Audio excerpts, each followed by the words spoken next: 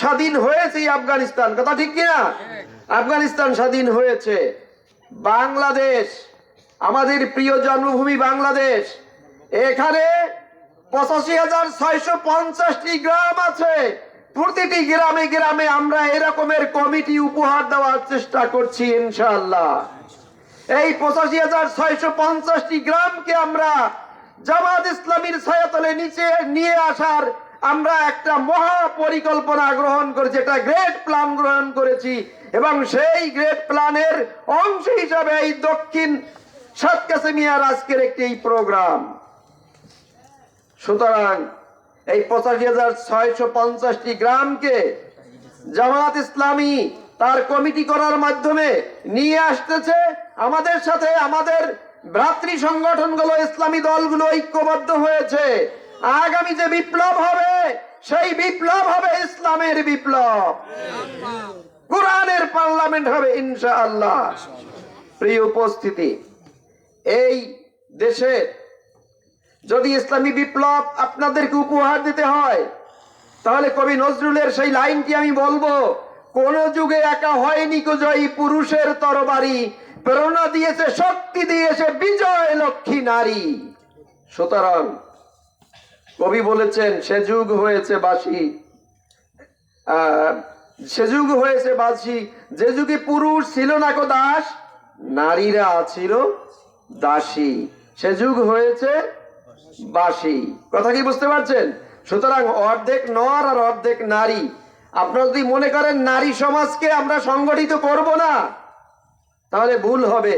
আমাদের মহিলা বিভাগ আছে, জামাতের মহিলা বিভাগকে নিয়ে এই সাত কাসেমিয়ার ঘরে ঘরে দুর্গ গড়ে তুলবেন মহিলা জামাতের, পারবেন তো? তাহলে সেই কাজটি যদি করতে পারেন, ওই নারী সমাজকে সম্পৃক্ত করতে হবে। আপনারা জানেন, ইসলাম রক্ষার জন্য আম্মাজান হযরত আয়েশা সিদ্দিকা রাদিয়াল্লাহু তাআলা আনহা তিনি কি করেছিলেন? জঙ্গে জামাল বা উষ্ট্রের যুদ্ধে তিনি উটের পিঠে করে যুদ্ধে অংশগ্রহণ করেছিলেন। প্রয়োজনে আমাদের নারী সমাজকে সেইভাবে আয়েশা সিদ্দিকা রাদিয়াল্লাহু তাআলা আনহার মতন মুজাহিদা হিসেবে তৈরি করতে আমরা কি প্রস্তুত আছি? ইনশাআল্লাহ। প্রিয় ভাইরা, রাসূল পাক সাল্লাল্লাহু আলাইহি ওয়াসাল্লাম সর্বপ্রথম কাকে দাওয়াত দিয়েছিলেন তা কি জানেন? তার প্রিয়তমা স্ত্রী হযরত খাদিজাতুল কুবরা রাদিয়াল্লাহু তাআলা আনহাকে দাওয়াত দিয়েছিলেন। রাসূল পাক সাল্লাল্লাহু আলাইহি ওয়াসাল্লামের সুন্দর ব্যবহার আর অতি উন্নত চরিত্রের কাছে তিনি তার সহায় সম্পত্তিকে উৎসর্গ করে নিজে বিবাহ বসার সিদ্ধান্ত গ্রহণ করেছিলেন। কথা ঠিক কিনা? সুতরাং সেই চরিত্রের অধিকারী আমাদেরকে হতে হবে। রাসূল পাক সাল্লাল্লাহু আলাইহি সাল্লাম বলেছেন যে তোমাদের মধ্যে ওই ব্যক্তি উত্তম যে ব্যক্তি তার স্ত্রীর কাছে উত্তম। সুতরাং আমাদেরকে উত্তম স্বামী হিসাবে দায়িত্ব পালন করতে হবে। উত্তম স্বামীর গুণ কি? সে নিশ্চয়ই তার স্ত্রীকে তুষ্ট রাখার চেষ্টা করবে, সন্তুষ্ট রাখার চেষ্টা করবে। এটা হচ্ছে উত্তম স্বামীর কাজ। কারণ আপনার ভালো মন্দর সার্টিফিকেটটি কে দেবে? কে সার্টিফাই করবে? আপনার স্ত্রী সার্টিফাই করবে। সুতরাং আপনাকে আপনার স্ত্রীর দিকে খেয়াল রাখতে হবে, এবং তাকে আপনি আন্দোলনের সাথে সাথে তাকেও আন্দোলনের সহযোগিতা আপনাকে করতে হবে। যদি করতে পারেন, তাহলে ইসলামের সেই কাঙ্ক্ষিত বিপ্লব, কাঙ্ক্ষিত বিজয় দেওয়া সম্ভব হবে। আমি আমার বোনেদের উদ্দেশ্যে বলবো, রাসূল পাক সাল্লাল্লাহু আলাইহি ওয়াসাল্লামের সাথে বৈবাহিক বন্ধনে আবদ্ধ হওয়ার পরে হযরত খাদিজাতুল কুবরা রাদিয়াল্লাহু তাআলা আনহার ব্যবসা বাণিজ্য পরিচালনার দায়িত্ব ছিল রাসূল পাক সাল্লাল্লাহু আলাইহি ওয়াসাল্লামের হাতে। কি ঠিক কিনা? তিনি ছিলেন ওই খাদিজাতুল কুবরার স্টেটের কি ম্যানেজার, ব্যবস্থাপক ছিলেন তিনি। কথা ঠিক কিনা? যখন তিনি তার সাথে বিবাহের বন্ধনে আবদ্ধ হলেন, আবদ্ধ হওয়ার পর বললেন, হে আল্লাহর রাসূল, আপনাকে আর মানুষের বাড়িতে কাজ করতে হবে না, আমার এই সহায় সম্পত্তিকে সব আপনার পদতলে উৎসর্গ করে দিলাম। আল্লাহ রাব্বুল আলামিন এমন একজন ধনাঢ্য নারীর এই উপঢৌকনের মাধ্যমে আল্লাহর রাসূলের অর্থনৈতিক চিন্তা থেকে তিনি মুক্ত হয়ে গিয়েছিলেন। আর রাসূল পাক সাল্লাল্লাহু আলাইহি সাল্লামের বয়স যখন 40 উপনীত হয়েছিল, তিনি হেরা গুহায় যখন ধ্যানমগ্ন ছিলেন, জিবরাইল আলাইহিস সালাম এসে তাকে যখন জড়িয়ে ধরেছিলেন, তিনি তখন ভয় পেয়েছিলেন। সূরা আলাকের 5টি আয়াত নাজিল হয়েছিল। সেই সময় আল্লাহর রাসূল এসে তার এই ঘটে যাওয়া ঘটনাটি যখন বর্ণনা করলেন তার প্রিয়তমা স্ত্রী খাদিজাতুল কুবরা রাদিয়াল্লাহু তাআলা আনহার কাছে, তখন খাদিজাতুল কুবরা রাদিয়াল্লাহু তাআলা আনহা এরকম তো বলতে পারতেন, কে বলছে তোমার জামাতের মিটিং এ যাইতে? মানা করছি না? কেন গেছো? রাত 2টার সময় আইছো, দরজা খুলবা না, এইটা বলেছিলেন? কি বলেছিলেন? বলেছিলেন, হে আমার প্রিয়তম স্বামী, আপনি জেনে রাখুন, আপনি আশ্বস্ত হন, আপনি ভরসা রাখুন, আপনার সৃষ্টিকর্তা আপনার অকল্যাণ করবেন না, অমঙ্গল করবেন না। আপনার মতন ভালো মানুষ, আপনার মতন অতিথি আপ্যায়নকারী, আপনার মতন পরোপকারী মানুষকে আল্লাহ কখনো অকল্যাণ করতে পারেন না।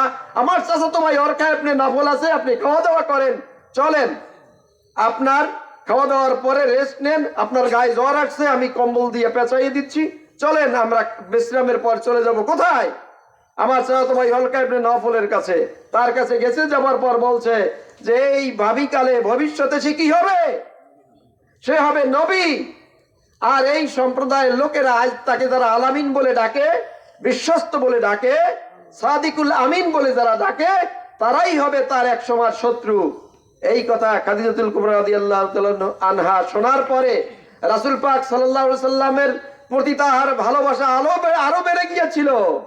তিনি মারা গেছেন যে বছর, রাসূল পাক সাল্লাল্লাহু আলাইহি সাল্লামের বয়স যখন 50 হয়, সেই সময় হযরত খাদিজাতুল কুবরা রাদিয়াল্লাহু তাআলা আনহা মারা যান। এই বছরটাকে বলা হয় কিসের বছর বলতে পারেন? হ্যাঁ, কষ্টের বছর বলা হয়। এই বছরটার নাম হচ্ছে কষ্টের বছর। ওই বছরটার নাম দেওয়া হয়েছিল কারণ ওর কিছুদিন পরে আবু তালেবও মারা যান। রাসূল পাক সাল্লাল্লাহু আলাইহি সাল্লাম কি করবেন? মক্কায় তার থাকা কষ্টকর হয়ে গেল। যে নারী তাকে, যে স্ত্রী তাকে ছায়া দিয়ে রাখতো, মায়া দিয়ে রাখতো, ভালোবাসা দিয়ে রাখতো, প্রেমের সাগরে ডুবিয়ে রাখতো, সে নাই গৃহে। তাই তিনি চলে গিয়েছিলেন কোথায়? মদিনায় চলে গিয়েছিলেন, তায়েফে চলে গিয়েছিলেন, তায়েফে হিজরত করতে গিয়েছিলেন। সেখানে তিনি নিগৃহীত হয়েছিলেন। আমাদের বন্ধু প্রদীপ বাবু এই কথাটা উদাহরণ দিয়েছেন যে রাসূল পাক সাল্লাল্লাহু আলাইহি সাল্লামের সেখানে নিগৃহীত হওয়ার কারণে তার পা জুতায় আটকে গিয়ে, জুতা মোবারক আটকে গিয়েছিল রক্তে ধারায়, তাই না? তিনি নির্যাতনের শিকার হয়েছিলেন। তারপরেও তিনি তাদের জন্য দোয়া করেছিলেন কি? এদের জ্ঞান দাও প্রভু, এদের ক্ষমা করো, এরাই একদিন ইসলাম বুঝবে, ইসলামের ছায়াতলে আসবে। আমি যখন হজ করতে গিয়েছিলাম আমার মনে পড়ে গেল তখন তায়েফের কথা। সর্বপ্রথম তায়েফের ইউনিভার্সিটিতে দেখলাম, সেখানে হযরত আব্দুল্লাহ ইবনে আব্বাস রাদিয়াল্লাহু তাআলা আনহুর বিশাল এক লাইব্রেরি দেখলাম। সেখান থেকে সেই দুষ্টু বুড়ির বাড়িতে গেলাম, বড়ই গাছের সেই কাটা ছড়াই রাখতো যে জায়গায়, সেখানে গেলাম। যে মসজিদে তিনি নামাজ পড়তেন, রেস্ট করতেন, সেই সব জায়গায় গেলাম। দেখার পরে সেই সব স্মৃতি মনে পড়ে গেল যে রাসূল পাক সাল্লাল্লাহু আলাইহি সাল্লাম একজন নারীর ভালোবাসা বঞ্চিত হওয়ার কারণে তিনি এখানে এসে কিভাবে নির্যাতিত হয়েছিলেন। সুতরাং আমাদের পারিবারিক জীবনটা যেন এরকমের সম্পর্কে অটুট রাখতে পারি, ভালোবাসায় মজবুত রাখতে পারি, আর এই আদর্শ যেন যথাযথভাবে পরিচালনা করতে পারি।